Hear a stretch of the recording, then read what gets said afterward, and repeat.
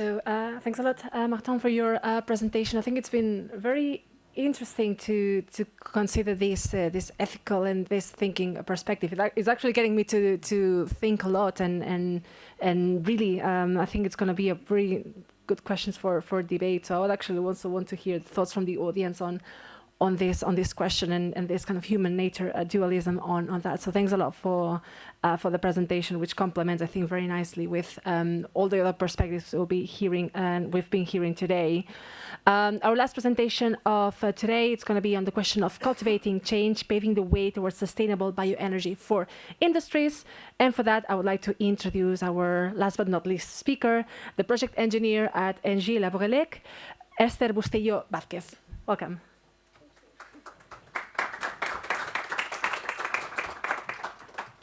Hello everyone, I'm very glad to be here. I'm just gonna check, okay, it works. That was your message. That's still yours. And that's still yours. Yeah, okay, that's for me now. So hello everyone, so I'm Esther Bustillo Vazquez. I work as a project engineer at ENGIE Laborelec. So for those who don't know Laborelec, we are an R&D and expertise branch of ENGIE based in Linkebeek, a bit south of Brussels. I will talk today about my own experiences as working in ENGIE Laborelec. So I will talk today as the perspective of the industry, but representing my own views. Paving the way towards sustainable bioenergy for industries. I will try to not say stuff that you guys have already said, because lots have been said already. So, of course, the energy sector has a big role to play in decarbonization. It's not a surprise that when you look at the global emission per sector, the energy sector is a big polluter, has been a big polluter, and so we of course have a big role to play in decarbonization. When we add to the approximate 40% emissions worldwide from the electricity and heat production, we can, if we also add the industry and the transport to this, or at least part of it, it is of course a big share of the emissions or our responsibility to decarbonize. So we have been listening to presentation before. So of course, decarbonization solutions are diverse, and biomass will be a part of many solutions in many ways. So it will take place in the decarbonization, will take part of the decarbonization. And of course, it is crucial to ensure an optimal use of biomass, but I think Martin already stated that.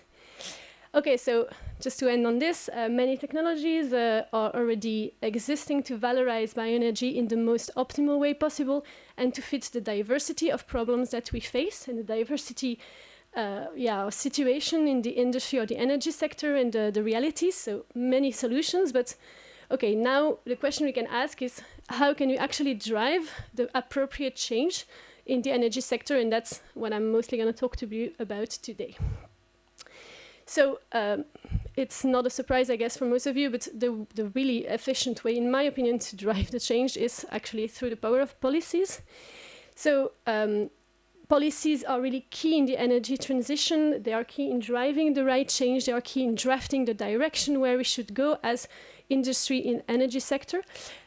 Many policies, this is just an overview of the Fit for 55 package that probably most of you know. Many policies all intertwined together with many objectives, sometimes going the same direction, sometimes combined and not so often going in the right direction. Like sometimes it's, well, complicated to see clear in all the policies, but a lot of policies with a lot of very good and clear goals. So regulatory change can either, my view on the sector, can either incentivize the right change by really pushing the industry towards the appropriate move in the decarbonization, but can also, when policies are confused, or when policies are not super clear, or when policies can sometimes be contradictory for the industry. So sometimes it can, this confusion can lead to either slow down effort, but sometimes even discourage any effort from some part of the industry, which is of course something we should avoid because in the end, we all want to decarbonize the sector. So what makes a policy efficient in driving the change? So I'm probably going to state the obvious here in the slide. So voila.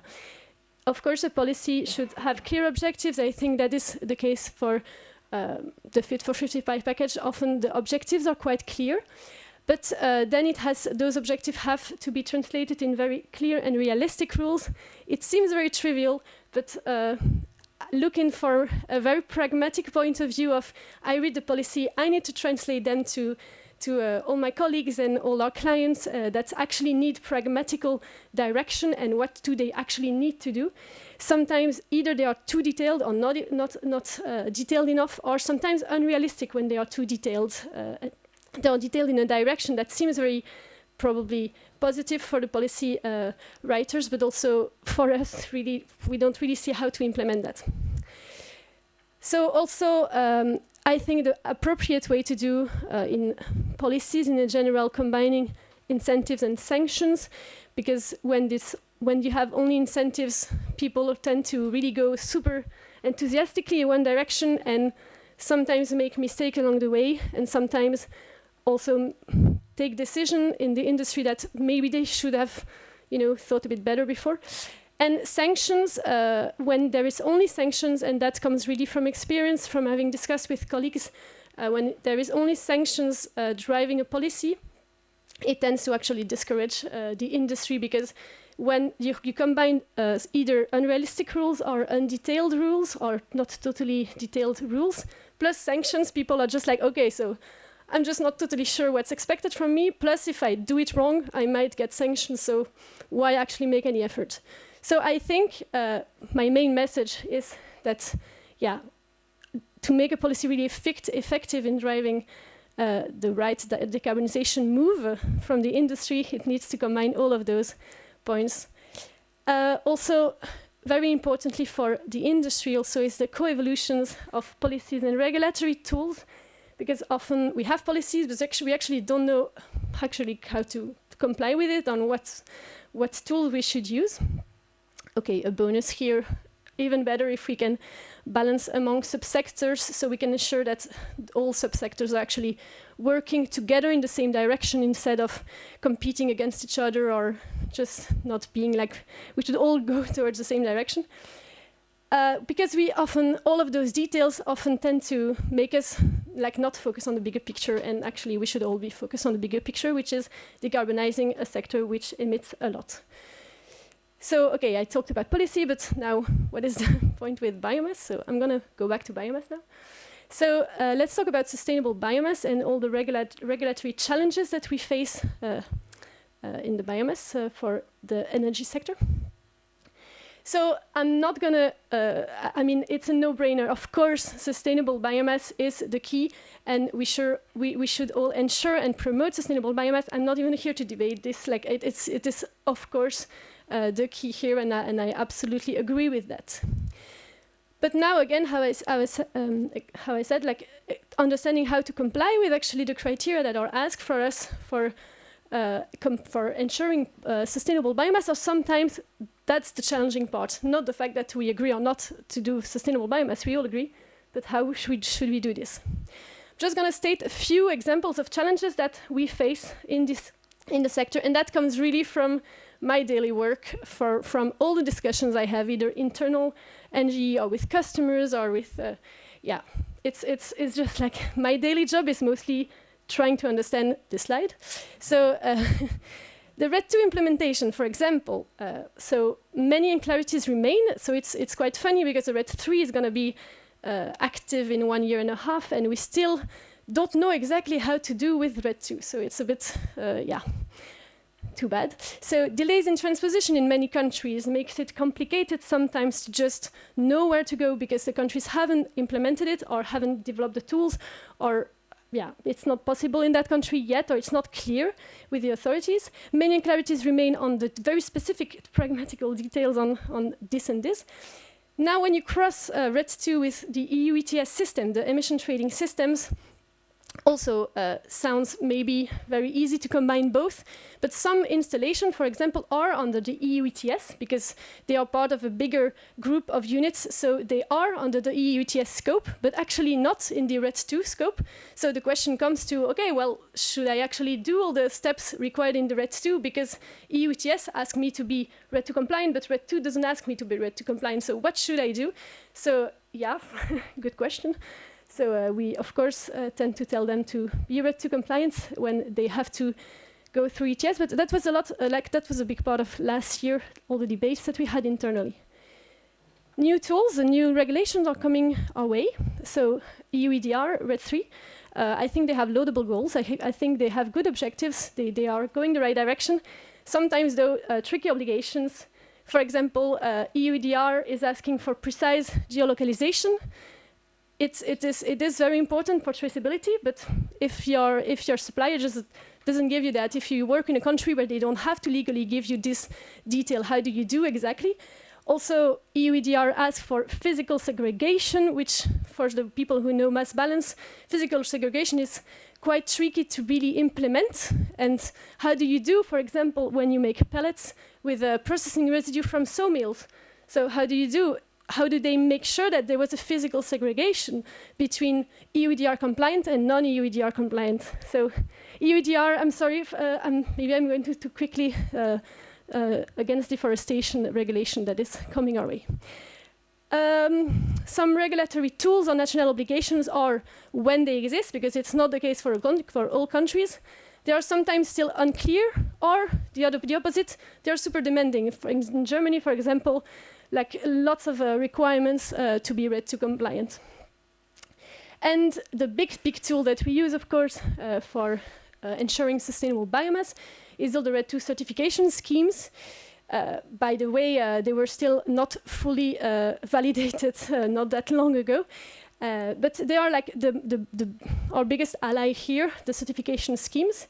But still, also, even if the certification schemes are already a well-oiled system and they've been working for long years, still some questions and some details pragmatically are just like some tricky parts there, like collaboration between certification scheme, not yet clear. How do you go from one scheme to another? I buy supply from, or my producer is certified against one scheme, sells to a trader, certified against another scheme. How do they communicate? How do all the information that needs to go along the chain is actually correctly passed? And that is still not totally clear, I must say. Some schemes come with additional rules and obligations. So again, same question, how do you go from one scheme that has additional rules to a scheme that has less rules, actually? Like, how do they accept each other and how do they collaborate? Plus, when you add to this the scarcity of auditors, so I've been part of many accompaniment audits, like accompanying certification audits, sorry, like at the end of 2023. And that was a funny one, because not a lot of auditors were just present, and then you end up with auditors that speak only English, with clients that only speak French. So that's also kind of a funny situation where you have to translate systematically everything. And there is bias, of course, in the auditing process when you have scarcity of auditors and when you have to take the auditors that are available. So lots of challenges we are facing. So that's really my day-to-day job, is try to fix or trying to find solutions there. And yeah, key message is that I'm complaining here, of course, but as representing here the energy sector, we are willing, of course, to develop solutions and to go towards the right change. But sometimes all these uncertainties make us focus really not at all on the bigger picture, but on so much on details that it tends to slow down actually the good developments that could have been already implemented. And it's driving the focus away from the essential, which is to ensure sustainable, traceable, and low-carbon biomass supply chain. That's actually the cornerstone here that we are all trying to do. So I'm going to also underline the importance of certification. So as I said, it's a big tool for a big alliance in ensuring sustainable biomass. So of course, for speaking from the industry here, it is crucial for, first of all, because for our sector liability. showing that we are certified and that we are doing efforts and that we are third-party verified also makes it really that our sector has more liability. Trust between actors also. The fact that we can trust our suppliers, our off-taker, our traders along the chain because they are certified against a scheme that we trust. It's also very important to collaborate all together. So it is, of course, a strict and very demanding process. And with the RED III that's coming our way, it's gonna the obligations are gonna be extended to more actors, so more new, smaller actors that probably haven't undergone any type of certification of that kind yet. So it's going to be for them the first time they have to be certified. So a lot of questions are going to come. They will need a lot of support to understand what's actually needed from them and how to undergo an audit. So in a third-party certification system, you have the certification scheme that are drafting the rules. On the other hand, you have the third-party auditors that comes to verify that actually, as an actor, you have correctly implemented the rules that are asked. But how do you do when you have never done that? How are you sure that you are prepared and that you are correctly ready for your audit? And I think there is a big need for intermediaries between certification scheme and third-party auditors, because actually you cannot, as an auditor, advise and then verify. That's just against how it works. You should not be able to say, oh yeah, you should maybe do the document that way, and then say, oh well, you have done the document the way I asked. That's not how a third-party auditing works, but you actually need some intermediaries there that can give you advice on actually how you do a mass balance, what is expected, what type of documents are required, how your internal procedure should be improved. So I'm saying this because then a little promotion from my side. We are doing this at Laborelec. Voilà. So we are acting as intermediaries to help our own group, but also other entities to be prepared for certification. To conclude, I think we have said a lot in the three presentations, many regulatory challenges to come, but that's not a surprise. There is a real need of development of support to guide the actors appropriately on the right direction, in the right regulatory compliance path.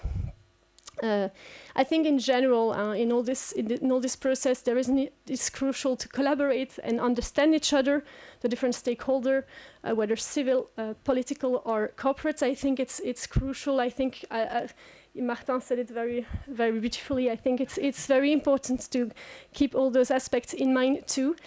To remain open-minded, I say that for our sector, but for everyone actually, to remain very open-minded and agree that, accept that actually we are trying to make efforts, but also accept that the policy should be demanding. We should all remain very open and minded in this process. Always keep in mind on the bigger picture. And I think we said it many times. Net zero will not be possible without bioenergy, and there is a need for clear and efficient policy to deploy these solutions in optimal ways. And you have here my information if you need to contact me. And I leave you with a picture of ENGIE Laborelec and in our offices. Yeah. Voilà, that's all for me.